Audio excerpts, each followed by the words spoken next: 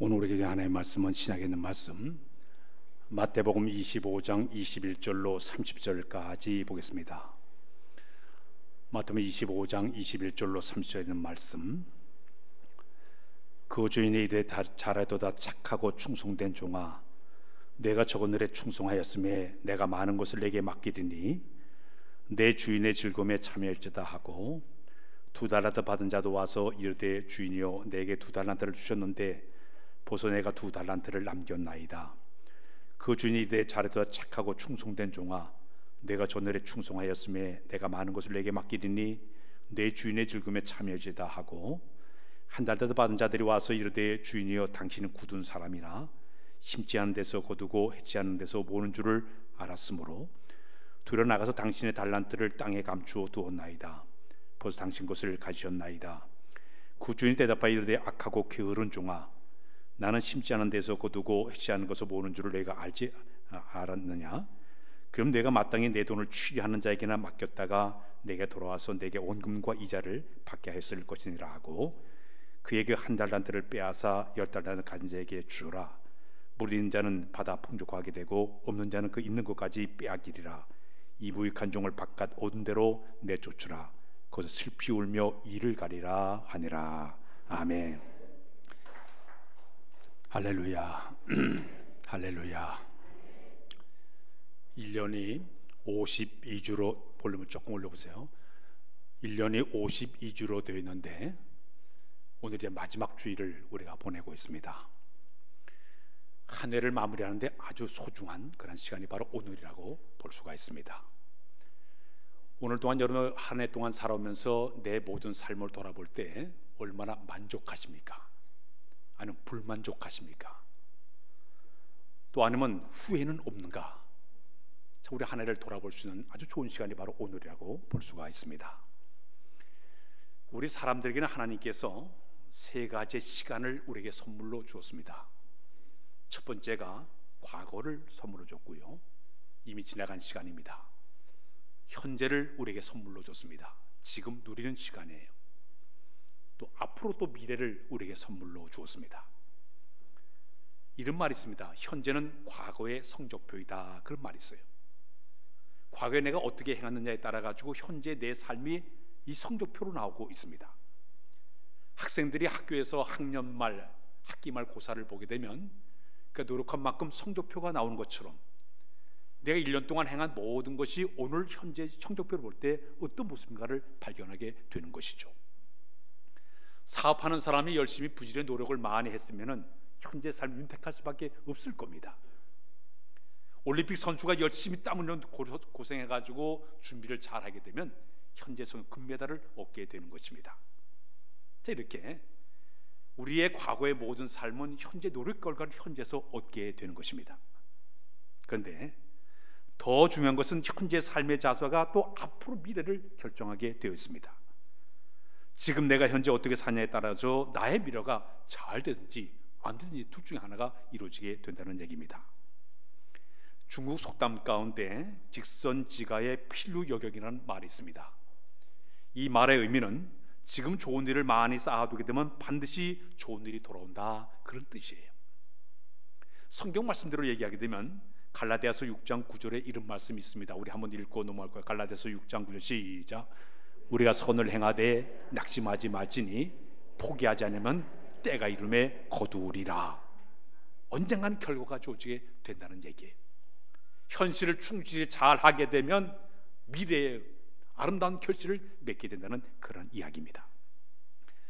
사람들이 살아가면서 아주 나쁜 버릇이 하나가 있다고 하면은, 하나를 꼽자면 자꾸 모든 일에 조건을 붙인 사람들은 이제 모든 삶에 아주 나쁜 버릇이라고 얘기를 하고 있습니다. 좀 봉사라 그러면 시간 여유 되면요, 교회 나오셔요, 시간 여유가 되면요, 자꾸 조건을 따지고 미루는 사람들. 돈이 생기면 헌금도 하고 구제도 하고 선교하지요. 남에게 인정받으면 그때 열심히 하죠. 자꾸 이렇게 이제 버릇이 자꾸 조건을 붙이는 사람들은 이 모든 일을 할 때마다 주저주저 하다 보니까 아무것도 하지 못하게 되는 결론을 얻게 됩니다. 천국에 가면 껄껄하는 사람들이 많이 있다고 얘기합니다. 그때 열심히 헌신할 걸, 열심히 교회 생활할 걸, 열심히 전도할 걸, 열심히 봉사할 거라는 사람들이 굉장히 많이 있다고 얘기를 하고 있습니다. 이렇게 조건을 자꾸 붙이고 미루다 보면 아무것도 하지 못하는 결과를 얻게 되는 것이죠. 사탄의 특징이 있습니다. 사탄은 과거를 트집잡기를 좋아합니다. 이미 지나간 일, 잘못된 것을 계속적으로 지적을 합니다. 그리고 실수한 것을 계속적으로 지적하면서 하지 못하게 현재 걸 막아냅니다. 실패했던 것을 지적을 합니다. 그래 한참 또 나가고 싶어도 나가질 못하게 만드는 것이 사탄의 전술 속에 들어가 있습니다. 과거를 붙들어 매가지고 한참 또 나가지 못하게 묶어내는 것이 바로 이 사탄의 전술 속에 그 속에 들어가 있어요. 애굽 땅을 출발한 이스라엘 백성은 가나안 땅을 가야 되는데 거기 잡족들이 들어와가지고 이스라엘 백성을 계속 총동질을 해서 모세와 아론에서 뭐라고 대항했습니까? 차라리 우리가 저 애굽으로 돌아갔으면 더 좋았을 것을. 애굽에서는 고기도 먹었고 파도 먹었고 부추도 먹었고 오이도 먹었고 옛날 걸 자꾸 얘기하면서 글로 돌아가자고 그걸도 하죠. 결국은 그는 가나안 땅을 밟지 못하고 광야에서 다 죽고 말았습니다. 그 땅을 밟지 못하고 말았습니다. 소돔과 고모라에서 살던 롯의 가정에 천사가 찾아왔습니다. 하나님께서 이 땅을 갖다가 유황불로 다 이제 심판하리라. 빨리 너희들 이걸 도망가라.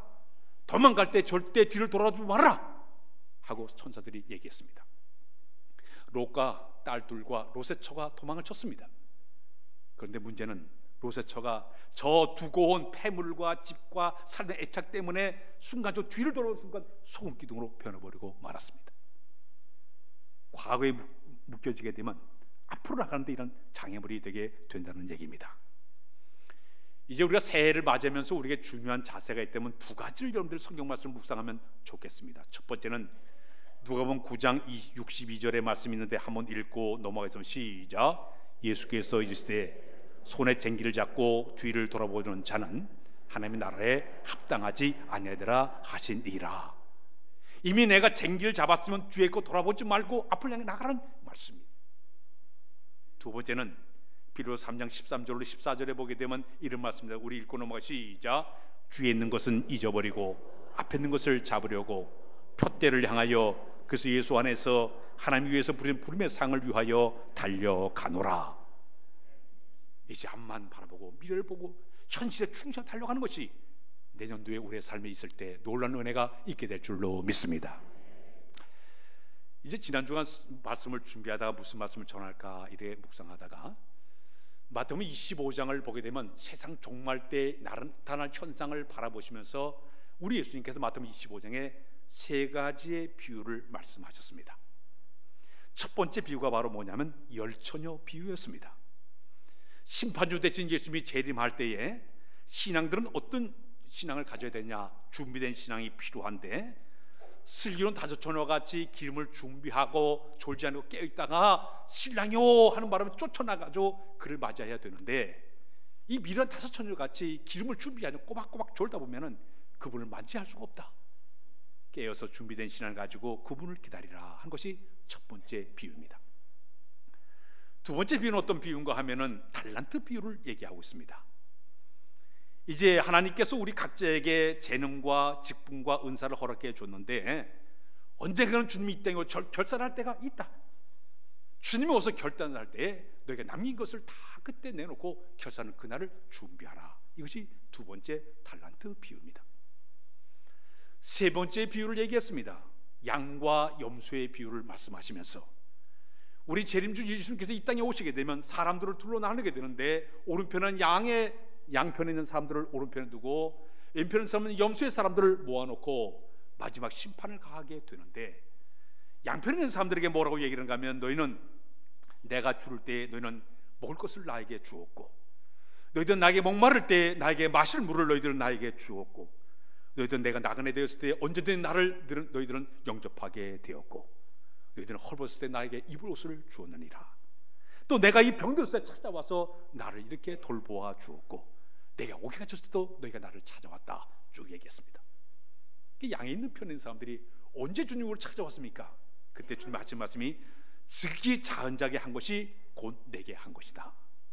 반대로 염소편에 있는 사람에게는 그런 얘기가 있어. 너희들은 내가 이렇게 줄 때 먹을 걸 주지도 아니하였고 목마를 때 마실 물도 주지 아니하였고 나그네가 되었을 때 너는 나를 영접하지도 않았고 내가 헐벗을 때 옷을 주지도 않았고 병들 때 나를 돌보지도 않았고 너희들은 내가 오게 할 때 찾아오지도 않았다.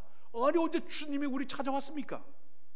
작은 자에게 한 것이 곧 내게 한 것이다. 그렇게 결론을 지은 것이 바로 마태복음 25장 전체 비유 세 가지 내용입니다. 근데 그 가운데 이 한 해를 마무리하면서 우리에게 중요한 비유가 하나 있다면 바로 달란트 비유예요.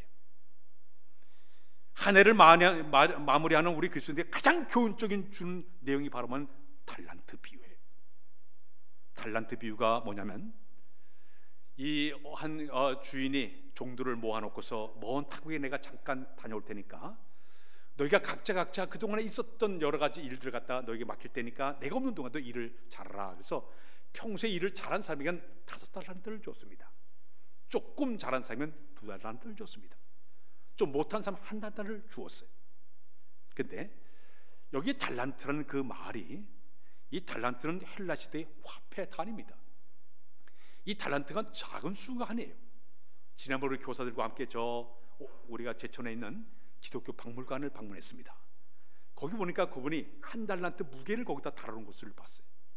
금으로 1달란트가 30kg예요. 어마어마한 그런 가치 있는 엄청 나가는 가격입니다. 노동자가 20년 동안 일할 만큼의 엄청난 가격이 바로 1달란트예요. 5달 남은 이 어마어마한 분량을 그에게 맡겼습니다. 그 주인이 떠나버렸어요.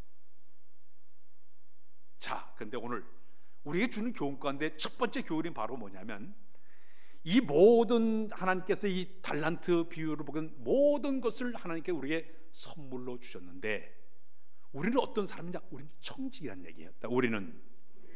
우리는 청직이다. 청직이라는 말은 헬라말로 오이코모스라는 이 말의 의미는 주인의 자산을 관리하는 사람이에요. 주인은 따로 있어요. 나는 관리하는 자라는 얘기입니다. 하나님이 모든 삶의 주인이 되시고 우리는 거기에 관리자라는 얘기입니다. 그래서 우리는 이 땅의 삶에서 청직의 삶을 살아가야 되는데 성경 말씀에 보게 되면은 베드로전서 4장 10절과 11절에 청직에 대한 말을 이렇게 쓰고 있어요. 시작. 각각 은사를 받은 대로 하나님이 여러 가지 은혜를 받은 선한 청지기같이 서로 봉사하라. 만일 누가 말하면 하나님의 말씀을 하는 것 같이 하고 누가 봉사하려면 하나님 공급하신 힘으로 한 것 같이 하라. 이는 범사의 예수 그리스도로 말미암아 하나님의 영광을 받으게 하려 함이니 그의 영광과 권능이 세세히 무궁하도록 있느니라. 아멘. 하나님께서 우리에게 여러 가지 우리에게 일을 맡겨줬어요. 첫 번째는 이 세상을 우리에게 선물로 줘서 관리하게 만들었습니다. 아담과 하와에게 에덴 동산을 창설하신 다음에 생육하고 번성하게 땅에 충만하라 그러면서 그 땅을 선물로 줬습니다. 그리고 욕심에 이끌려 가지고 그들은 선악과를 따먹는 순간 그들은 그 에덴 쫓겨나고 말았습니다. 청지기를 끝까지 잘해야 되는데 죄로만 쫓겨나는 일이 벌어지고 말았어요. 온 세상 만물을 선물로 줬는데 청지기로서의 사명을 다하지 못하고 쫓겨나는 끔찍한 일이 당하고 말았습니다. 그러면 우리 몸, 이 몸물도 뭐냐? 청지기에 불과해요. 우리 몸은 내 것이라고 생각하고 있는데 성경에 보게 되면 성경 말씀에 고린도서 6장 19절 20절에 보면 그런 말씀을 시작. 너희 몸은 너희가 하나님께로부터 받은 바 너희 가운데 계신 성령의 주를 알지 못하느냐? 너희는 너의 자신의 것이 아니라 값으로 산 것이 되었으니 그런즉 너의 몸으로 하나님께 영광을 돌리라. 우리 몸은 하나님의 것인 줄로 믿습니다. 우리는 관리자예요. 하나님 주신 이 모든 육체를 갖다가 술과 담배 쬐들어가지고 병들게 만들면 청지기 사명 못하는 거예요. 과욕을 부리고 과로해가지고 병들어 버리면 이것도 관리 못하는 거예요. 나에게 주신 건강을 잘 유지하는 것도 청지기인 사명을 다하는 모습이 될 줄로 믿습니다. 더 나아가선 우리에게 주어진 이 시간도 우린 청지기입니다. 우리에게 주는 모든 시간을 하나님께 우리에게 모두에게 24시간 선물을 주었으면 이 시간을 내가 잘 활용하면서 그의 나라와 의를 구하면서 아름답게 이 사는 시간이 되어야 될 텐데 허송세월을 보낸다고 가정해 보십시오. 진정한 청지기 사명을 다하지 못하게 되는 것입니다. 사도는 그래서 에베소서 5장 16절에 보게 되면 이렇게 설명하십니다. 시작. 세월을 아끼라 때가 악하니라 그랬어요. 시간을 갖다 잘 아껴가지고 정말 그 시간을 어떻게 내가 사용할 것인가. 지혜로운 사람은 시간마저도 청지기의 마음을 가지고 관리하는 사람이 진정한 아름다운 청지의 모습이 되게 되는 것입니다. 우리에게 주신 이 물질 재산도 바로 우리는 청지기의 사명이 필요합니다. 우리 이 세상에 올 때는 빈손으로 왔지만 돌아갈 때도 빈손으로 다 돌아갑니다. 내게 주어진 이 모든 것들, 특히 성경을 보게 되면 물질에 대한 교훈들이 상당히 많이 나와요. 마태복음 119번 나오고 있어요. 마가복음 57번에 계속 물질에 대해 얘기를 하고 있습니다. 헛된 욕심에 끌려서 시험과 골매에 빠진 사람으로 살아가지 말고, 하나님보다는 재물을 더 섬기는 자가 되지 말고, 그의 나라와 의를 구하면서 물질을 잘 관리하는 것도 바로 청지기의 사명을 다하는 모습이 되게 될 줄로 믿습니다. 또 각자에게 주신 은사, 재능들이, 직분들이 다 있는데 이 모든 것들을 내가 잘 관리해서 훗날 주 앞에 서는 우리의 모습이 가장 아름다운 모습이 되게 될 줄로 믿습니다. 두 번째는 하나님께서 우리를 청지기로 만드신 다음에 재능 따라 골고루 나누어 주었다. 재능 따라 골고루 나누어 주었다. 오늘 마태복음 25장 15절에 보게 되면 그런 말씀이 있습니다. 시작. 각각 그 재능대로 한 사람에게는 급 5달란트를, 한 사람은 2달란트를, 한 사람은 1달란트를 주고 떠났더니, 야, 저기 보니까 어떤 사람은 5달란트를 줬어요. 어떤 사람은 2달란트를 줬어요. 한 사람은 1달란트를 줬습니다. 이것은 뭐냐면 각자의 그 능력 따라 가지고, 역량 따라 가지고 각자 고유한 하나님께 그의 사명과 은사를 그에게 선물로 줬다는 얘기입니다. 저는 목회자로서의 사명을 줬어요. 이 목회자로서의 사명을 저에게 줬어요. 이건 저에게 주신 직분이에요. 어떤 사람에게는 하나님께 장로님으로, 권사님으로, 또 안수지사님으로, 찬양대로, 또 섬기는 자로 여러 모양으로, 또 세상 속에 들어서 정치의 삶 속에서도, 교육가의 삶 속에서도, 아니면 더 나아가서 내가 경제인의 삶의 모습 속에서도, 과학자의 모습의 삶 속에서 여러 모양으로 재능에 맡긴 일을 갖다 소질 따라, 능력 따라 적절하게 그 일을 하나님께 우리에게 맡겨 주었습니다. 우리가 꼭 필요한 것이 있다면 최선을 다해야 될 줄로 믿습니다.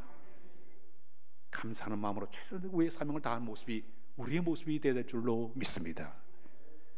영국의 토마스 아담스라는 분이 그런 얘기를 했습니다. 재능이 많은 사람이 그 재능대로 일하지 않으면 그에게 대한 죄가 더 크다 그랬습니다. 직분이 많은 그만큼 내가 하나님 앞에 섰을 때 죄가 더 클 수밖에 없어요. 능력껏 깜냥껏 최대한 발휘하는 것이 우리의 모습이 되어야 될 줄로 믿습니다. 뭐 여러 가지로 모든 큰 효과를 많이 나타내고 큰 어떤 거를 만들어내겠다, 이것보다도 주님이 원하는 건 내가 주어진 일을 정말 내가 감사하는 마음으로 최선을 할 때 주님께서 그걸 귀하게 보시게 될 줄로 믿습니다. 설교 준비하다 보니까 아주 재미있는 일화가 있어서 제가 봤습니다. 저 미국에 가면 한국인들이 교회들을 잘 모여요. 중국 사람들은 이제 음식점을 많이 차리고요. 저 일본 사람 전자제품 이런 많이 했는데, 특히 한국인들은 교회들 그렇게 많이 이래 보인다고 합니다. 근데 교포 교인들의 특징이 뭐냐면 그렇게 분열이 잘 돼요. 조금만 수 틀리면 떠나가지고 모이기도 잘 모지만 깨지는 것도 많다. 이런 것이 교포사의 교회들의 특징이라고 합니다. 근데 어떤 장로님의 이야기를 써놨는데 보니까 22년 동안 교회를 108번을 옮겼어요. 계산해 보니까 1년에 5번씩 옮겼습니다. 2달에 한 번씩 교회를 옮긴 분이에요. 그런데 왜 이렇게 그분이 옮겼는가 봤더니 가장 큰 이유가 교회 갈 때마다 그분은 교회의 단점을 찾기를 시작을 했습니다. 목사님의 설교를 들으면서 잘못된 것을 적었습니다. 찬양대 박자가 맞나, 음정이 맞나, 또 화음이 맞나, 그걸 갖다가 또 딱 봤습니다. 또 교회 가서 주보를 보면서 혹시 틀린 게 있나 없나 뒤적대면서 봤습니다.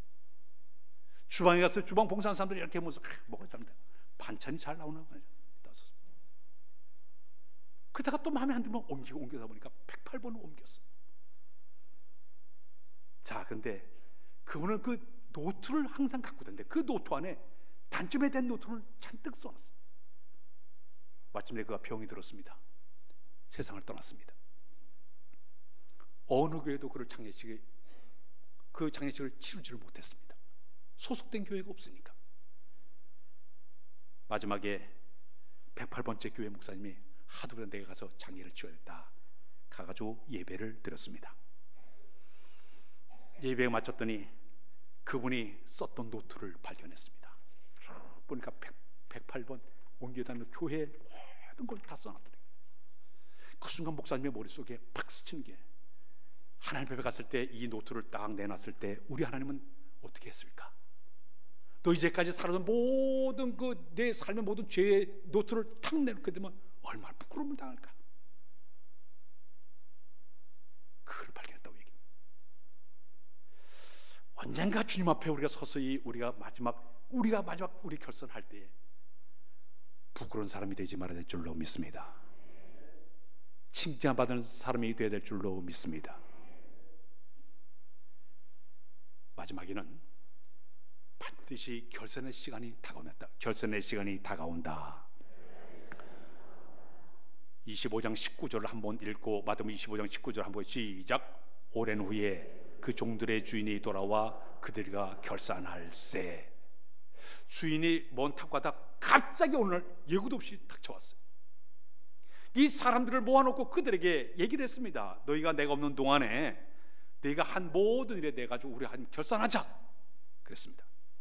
그랬더니 이 5달란트와 2달란트 받은 사람은 주인이 있을 때나 없을 늘 하던 대로 진실하게 성실껏 잘 일을 해가지고 배를 남겼습니다. 근데 문제는 이 1달란트 간 사람이 문제였습니다. 주인이 떠자마자 땅속에 묻어놓고 빈들빈들 놀았습니다. 아무것도 하지 않았습니다. 그러니까 이 주인이 와가지고 책망, 너 왜 1달러 그냥 가져왔느냐, 땅속에 넣느냐 하는 얘기가, 주인님은 거친 분이, 이 굳은 마음이라는 건 뭐냐면 거친 분이기 때문에 심지 않은 데서 거두게 하고 해야지 않는 것을 모르는 줄 내가 생각했기 때문에 내가 이걸 땅속에다 묻어뒀습니다. 그 책임을 주인에게 돌리는 거예요. 이 모든 책임이 주인 당신이 이렇게 했기 때문에 그렇습니다. 책임을 주인에게 돌리고 있습니다. 그러니까 주인이 차라리 네가 일하기 싫으면 이자놀이 해서라도 그 이자를 가졌으면 더 좋을 것을 네가 왜 이런 짓을 했느냐 책망하게 됩니다. 그러나 5달란트와 2달란트 받은 사람은 열심히 일을 잘했더니 착하고 충성된 종아, 내가 전날에 충성하시니 내가 너에게 더 큰 일을 맡기리라. 결론이 어떻게 지은지 아십니까? 이렇게 지었습니다. 충성된 종들에게는 3가지가 그들에게 보장이 되었습니다. 마태복음 25장 23절을 한번 읽고 넘어가서 시작. 그 주인이 이르되 잘하다 착하고 충성된 종아, 내가 적은 일에 충성하였음에 내가 많은 것을 내게 맡기리니 내 주인의 즐거움에 참여지다 하고, 여기 보니까요, 내가 너에게 더 많은 일을 맡기겠다. 너무너무 충성스럽게 일을 잘했기 때문에 내가 너에게 더 큰 일을 너에게 맡겨주겠다. 2번째는 주인의 즐거움에 참여하라. 이 말은 그리스도와 함께 즐거움에 넘치는 행복을 누리다가 저 하늘나라 갈 때에 그 하늘나라에 가서 주실 상급을 바라보면서 즐거움에 참여하는 이런 축복의 사람이 되거라. 마지막에는 내 재능과 은사를 잘 활용했으니 내가 더 풍족한 은혜를 누리게 만들어 주겠다. 사랑하는 여러분, 하늘나라의 계산법이 있습니다.